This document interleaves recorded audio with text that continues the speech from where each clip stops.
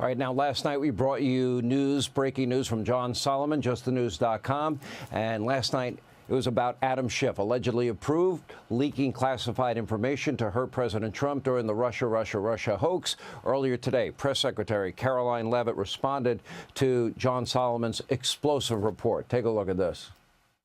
The president has already said he wants to see Adam Schiff held accountable for the countless lies he told the American people in relation to the Russiagate scandal. I brought Tulsi Gabbard out to this podium to talk to you about all of that. And this administration is taking accountability very seriously. As for this new FBI whistleblower report, I understand Kash Patel last night declassified a 302 FBI document showing that a whistleblower who is a Democrat, a career intelligence officer who worked for Democrats on the House Intel Committee for more than a decade, repeatedly warned the FBI in 2017 that then Rep. Adam Schiff had approved leaking classified information to smear then President Donald Trump over the Russiagate scandal.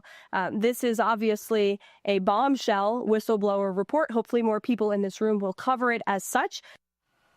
Also, the FBI director, Kash Patel, who is all over this, he weighed in as well, writing on X, quote, "Now Congress can see how classified information was leaked to shape political narratives and decide if our institutions were weaponized against the American people." And tonight, we have more major breaking news to share. Again, with John Solomon, editor-in-chief, founder, chief investigator of Reporter, justthenews.com, revealing tonight that an FBI investigation uncovered the fact that Mr. Higher Honor himself, James Comey, routinely leaked classified information to the New York Times through an intermediary, a friend on the faculty at Columbia Law School. The sheer amount of leaking appears to be political, deep, dark, purposefully deceptive, and in a myriad of ways. Here with details is investigative reporter, founder of justthenews.com, editor-in-chief. All right, Mr. Higher Honor, years ago on this program, I said, you have the right to remain silent, and you might want to use it. This is a very long piece that you have here. Yeah. It is a worthwhile read. I'll let you sum it up, and then I want your conclusion on what you're finding here, because to me it's very damning. Well, what you find out is that James Comey decided not to work through the FBI press office when he wanted to change the narrative in Washington, burnish his reputation against attacks from Democrats, and try to sully Donald Trump's reputation. If you remember, Democrats were mad that James Comey let out of the bag just before the election that there might be some new evidence in the Hillary Clinton email scandal. Hillary blamed Comey for throwing the election. She blamed the Russians for throwing the election. She blamed everybody but herself for throwing the election for her. But Comey was trying to rehabilitate that. And so he had an intermediary, a Columbia law professor by the name of Daniel Richman, who the FBI confirmed and interviewed.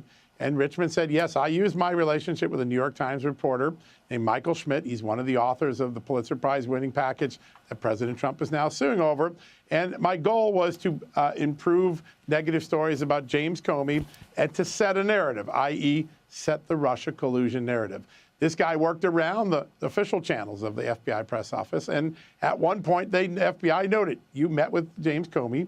He gave you access to classified information. A short while later, you had a conversation with that New York Times reporter, and he ends up reporting something that appears to be classified.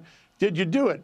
And he gives, I think, perhaps the most famous denial people will remember, since Bill Clinton says it depends what the meaning of the word is when he tried to obfuscate whether he had an affair with Monica Lewinsky. He says, I can say, I don't think I confirmed the information. I can say with a discount that I didn't give him the classified information. With a discount means you got to give me some room.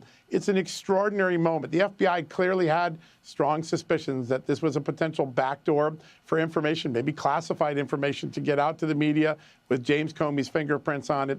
And they didn't go much further. They didn't put Comey before the grand jury, that we can tell. They didn't appear to put this gentleman, Daniel Richman, before the grand jury. And like Adam Schiff, as we told you last night, here they have an eyewitness whistleblower who said, I was in the room when he authorized leaks of intel. These end up being a dead end again. And it's another reminder of a dual system of justice that the Justice Department had the last 6 years. These are documents that were never given to Jim Jordan. Jim Jordan confirmed that to me today. And we're just learning 8 years later, because of what Kash Patel turned over, that the FBI had all the evidence of how the false narrative of Russia collusion was spread across this country to the detriment of voters, to the detriment of President Trump's first campaign, and they did nothing about it. It's a credit to the FBI. It's a credit to Kash Patel. It's a credit to the people that are involved in sharing this information now with the public. Do you see legal jeopardy here?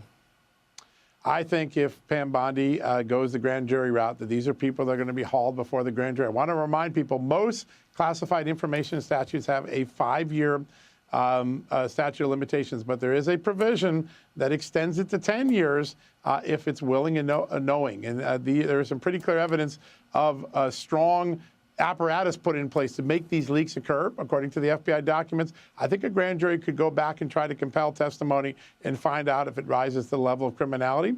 Tomorrow, though, I think we're going to take people on a new destination, which is how often did the FBI get blocked in trying to investigate Hillary Clinton corruption at the Clinton Foundation? You're going to be shocked by the answer.